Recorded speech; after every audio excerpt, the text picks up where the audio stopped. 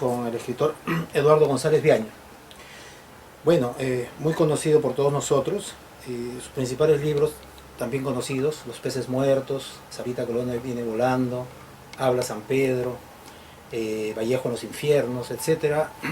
Ya leído por mucha gente en el Perú, pero también leído en el extranjero, básicamente creo yo por Los sueños de América, ese libro de cuentos muy vendido en el norte del mundo, y El correo de Dante, que entiendo también tiene traducciones en Europa. Dentro de todo este marco, a mí me interesa también, Eduardo, tu incursión en la literatura infantil. La literatura infantil, yo creo que es uno, no sé si tú estarás de acuerdo, ¿no?, una suerte de moda últimamente en muchos escritores, de ingresar por ese terreno y también ver qué tal lo hace uno, ¿no? Tienes algunos libros como El lucero de Amaya, creo que es el más reciente, Maestro Mateo y ¿Quién no se llama Carlos? He leído un par de ellos y yo quería centrar un poco la entrevista de hoy en ello, ¿no?, en la literatura infantil, en este tipo de narrativa. Me sorprendió mucho, por ejemplo, leyendo El lucero de Amaya, cómo tú, a pesar de dirigirte a un público infantil, planteas temas que podrían sonar terribles, trágicos, ¿no? Como en El lucero de Amaya, que es una historia tan tierna, es la historia del abuelo con la nieta, que se encuentran en Central Park, en New York, donde caminan y reflexionan mucho. Hay una suerte de amenaza mundial, trágica, universal, que es la inminente caída de un meteorito al mundo, al planeta, en el planeta. Y yo digo, ¿cómo asumir una noticia tan terrible dentro de un universo infantil, ¿no?, dentro de una realidad para niños? Eso me sorprendió, para empezar. Tengo la suerte de ser abuelo también. Y tengo una nieta que se llama Amaya, como la personaje de ese libro. Entonces, Amaya me ha convencido de que los niños no son tan niños como lo suponemos. Y que los niños pueden ser incluso más sabios que nosotros. Entonces, en El lucero de Amaya, en efecto, es sobre todo ese libro la conversación de un abuelo con su nieta en Nueva York, cuando un meteorito está por llegar a la Tierra. Pero la niña se ha enterado de esta historia a través de los periódicos y de la televisión, y sus padres no le dan importancia. Entonces, ella está más interesada que sus padres en acabar con el problema. Tú sabes que ese tipo de problemas se presentan muy frecuentemente. Creo que unas 2 veces al año se habla de un meteorito que está a punto de acabar con la civilización humana. La nieta va a tratar de ver cómo puede salvar al planeta. Y es un camino por el Central Park, que es lo voy a traducir, el Parque Central de Nueva York, donde hay una gran cantidad de animalitos, de toda una fauna. Es la selva en medio de Nueva York.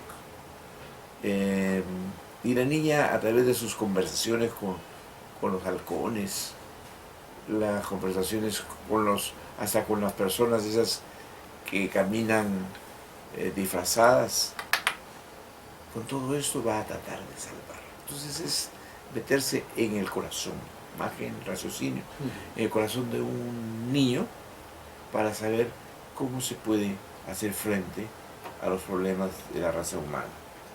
Y aunque los adultos suponemos que eso que ya no hay forma a veces de acabar, con un poco de sospecha triste de que este mundo no tiene solución, los niños la tienen.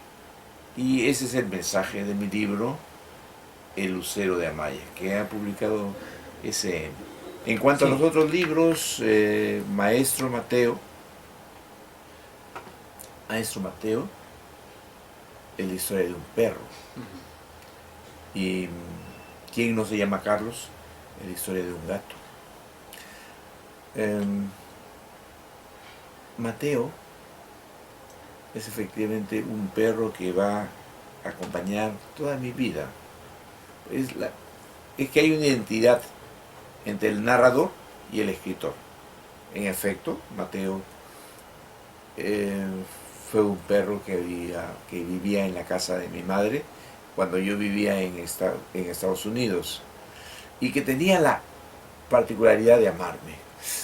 Y a veces cuando yo llamaba desde Estados Unidos al Perú, el perrito comenzaba a ladrar de tal forma desesperada que mi madre decía: el que está llamando es mi hijo desde Estados Unidos. Y así era. Entonces la historia camina al lado de ese perro, y de esta manera ese perro me permite ubicarme en las historias de mi vida, en todas las historias de mi vida, de infante a adolescente, mis primeras ilusiones de amor, mis primeros libros, La Divina Comedia, hasta mis concepciones políticas y manera de creer en el mundo. Este perro puede ser para muchos un símbolo, para mí es un recuerdo muy querido que me ha permitido pensar en mí mismo, pensar en mi vida y al mismo tiempo recrear el problema de la inmigración.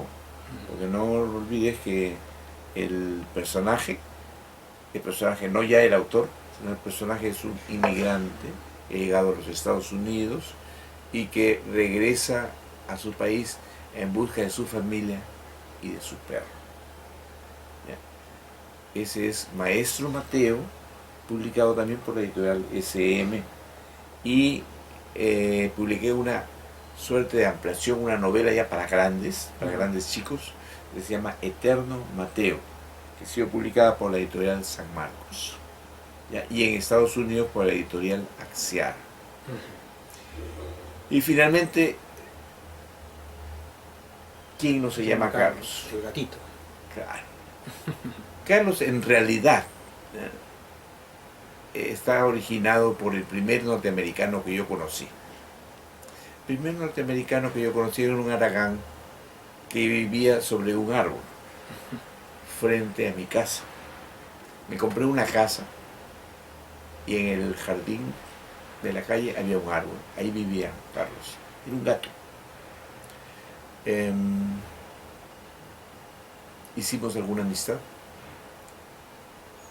En invierno el gato quería continuar en el árbol porque los gatos son muy libres. Y entonces yo le llevé la comida hasta la puerta de mi casa y luego cerré la puerta y le dije: te vas a quedar porque si afuera te vas a morir de frío. Y así nos hicimos amigos y compartimos una casa. En la novela compartimos una visión del mundo y una pregunta sobre lo que es la libertad. Porque los gatos son la libertad. Y la libertad es muy dura, muy difícil de conseguir.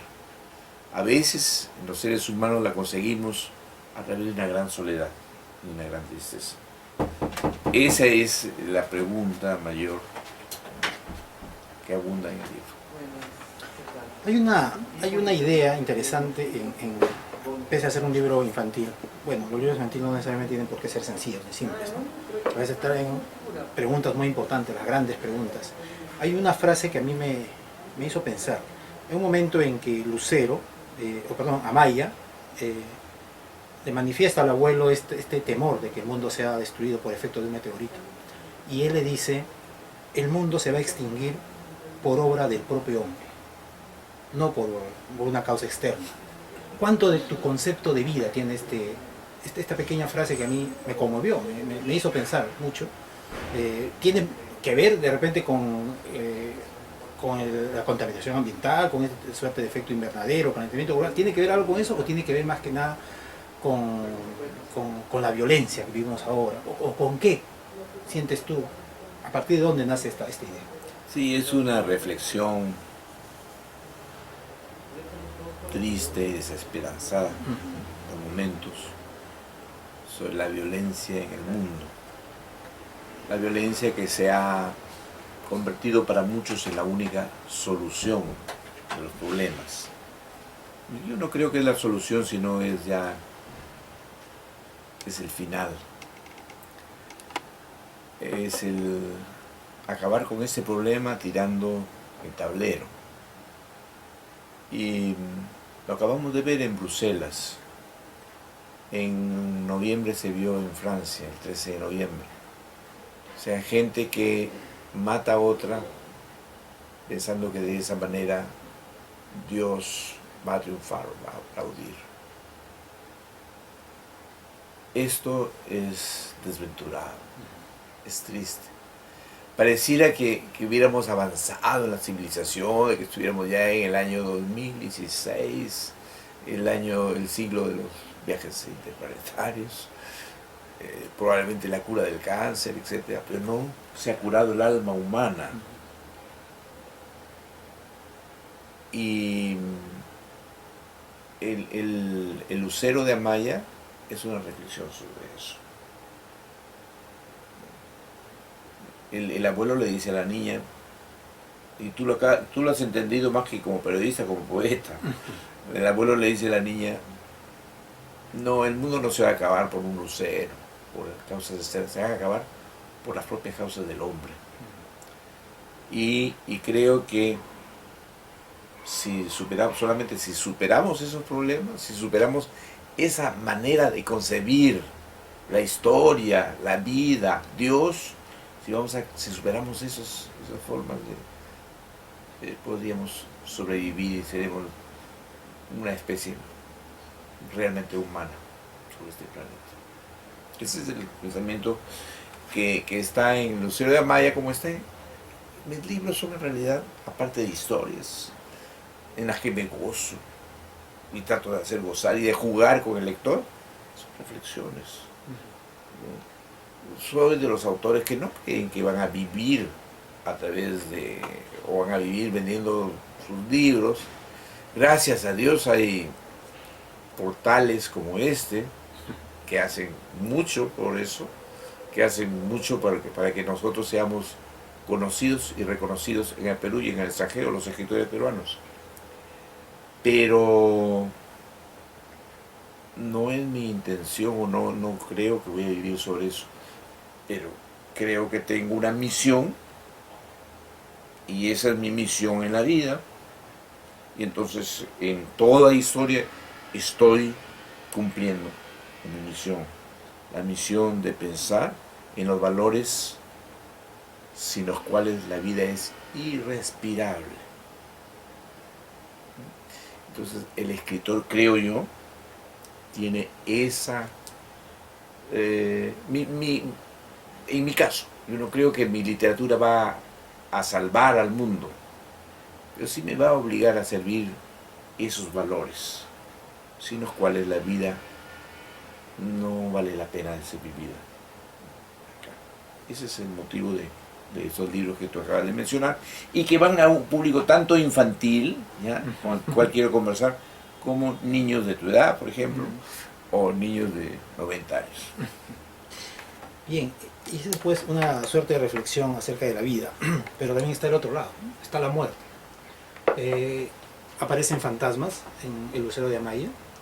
En Eterno o en Maestro Mateo hay un vuelo muy hermoso del perro, como una suerte de Virgilio, ¿no?, que guía al dueño, este chico, después que ha muerto, ¿no?, después que el perro ha muerto. Entonces hay toda una metáfora, una alegoría sobre la muerte, ¿no? Y algunos de tus libros también tienen eso, ¿no?, de tus libros para adultos. Siempre hay un acercamiento a la muerte, como toda una cultura, ¿no? Tú estás viviendo ahora en Oregon, me imagino que te embebes mucho de la cultura mexicana, que también tiene mucho sobre la muerte. En El Correo de Dante también hay algo acerca de ello. ¿Cuál es finalmente tu idea de la muerte? ¿Es esperanzadora? ¿Es desoladora? ¿Por qué siempre están presentes en tus libros? ¿Hay una reflexión permanente sobre qué está más allá de esto, de donde estamos ahora? Dios mío, parece que adivinaras.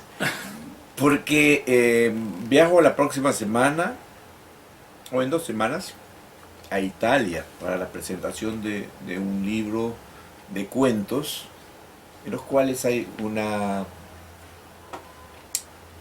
permanente preguntas sobre la muerte. Y entonces me han pedido que participe además en un coloquio sobre magia y religión de en la cultura, en la literatura latinoamericana. Y justamente voy a hablar sobre la muerte, ¿sí?, en mis cuentos. Cuando publiqué, la primera vez que publiqué en Estados Unidos, Los Sueños de América, ahí hay varios cuentos que se refieren a eso. Y entonces cuando el libro fue traducido al inglés, muchos críticos y mis propios alumnos, yo soy profesor universitario allá, me preguntaban el por qué la muerte estaba representada por una mujer. Porque en inglés, death no es justamente una mujer. Y la mayor parte de las representaciones icónicas hacen más bien de un hombre que tiene una guadaña. Una guadaña.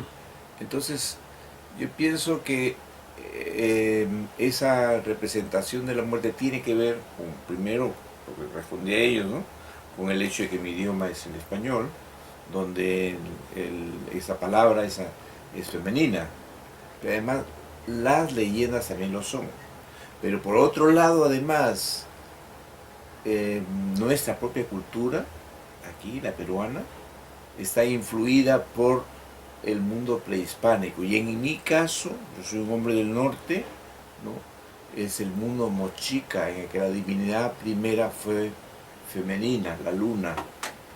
Y entonces, donde hay un culto por la diosa femenina, que es en cierta forma la vida, la muerte, ¿no?, junto con que enfrenta el otro culto, el del sol, que es el de la vida, de la luz. Entonces, tal vez estas cosas se juntan en mí. Pero por otro lado, es al mismo tiempo una manera de vivir, ¿no?, abrazando el futuro, abrazando la idea de que, o el recuerdo de que procedemos de una nada y que vamos a otra nada, y que esa nada puede ser feliz y bella. Y así es, de feliz y bella la muerte que aparece en mis libros, porque es una reflexión también sobre la condición humana. Y el otro marco que me parece importante en tu narrativa en general es este atractivo que tú sientes, esa atracción que tú sientes por la cultura popular, ¿no? Ahí está Sarita Colonia, hasta habla San Pedro, donde está el mundo de la brujería, brujería entre comillas, porque algunos no lo consideran de ese modo. Y yo imagino que en tu estancia en Estados Unidos también te has dejado atraer un poco por esta cultura que llega de Latinoamérica, con todas sus costumbres, con toda su habla, con toda su propia cultura también, definitivamente popular, y eso está plasmado en tus libros. ¿Tú crees que el escritor siempre tiene que atender a ello, o también es necesario la otra parte muy culta que no debemos descuidar? ¿Por cuál de ambos flancos te dejas inclinar? Muchas gracias. Yo no quisiera dar obligaciones a ningún escritor.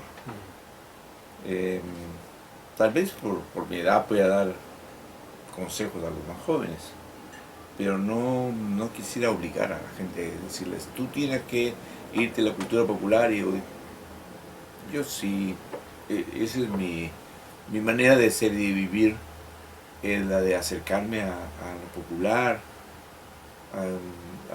acercarme a mis propios orígenes. Y entonces lo que me da pues fantasía a todas mis historias, a toda mi vida, ¿no? Creer en todas las historias que para otras son supersticiones, ¿no? Creer en lo más, en lo menos racional de mi formación religiosa, por ejemplo.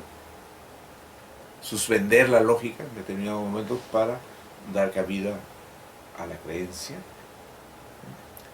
Entonces, en ese caso, y es verdad lo que estás diciendo, en Estados Unidos, por ejemplo, he publicado y escrito un libro que se llama El corrido de Dante, corrido por la composición musical mexicana, que es una suerte de balada, que se cantan historias. Y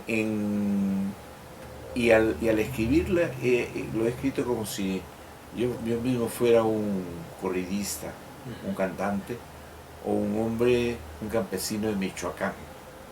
En realidad nos parecemos tanto los cholos de ese lado como los de este lado del continente, que no me ha sido muy grande el problema, pero ha sido un juego con mi propio léxico, ¿no?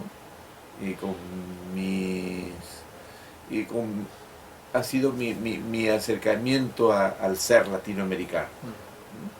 No soy tan solo un peruano, también soy mexicano, colombiano, etc. Entonces, sí, el acercamiento. Por cierto que hay una formación cultural detrás de todo esto. El primer libro que más recuerdo, de mis lecturas infantiles cuando tenía 9 años o 10, fue la Divina Comedia. Y fue la Divina Comedia en español y en italiano. Y entonces ese acercamiento me llevó después a los clásicos, a la lectura de los clásicos. Pero siempre vi en mi novela, El corrido de Dante, Dante es un campesino mexicano, un cholo mexicano, así que habla como hablan los mexicanos, y su mujer se llama Beatriz, ¿no? Es una mujer que está muerta, que está en el cielo, como la Beatriz de Portinari. Y anda él con un burro, al lado en su carro lleva un burro.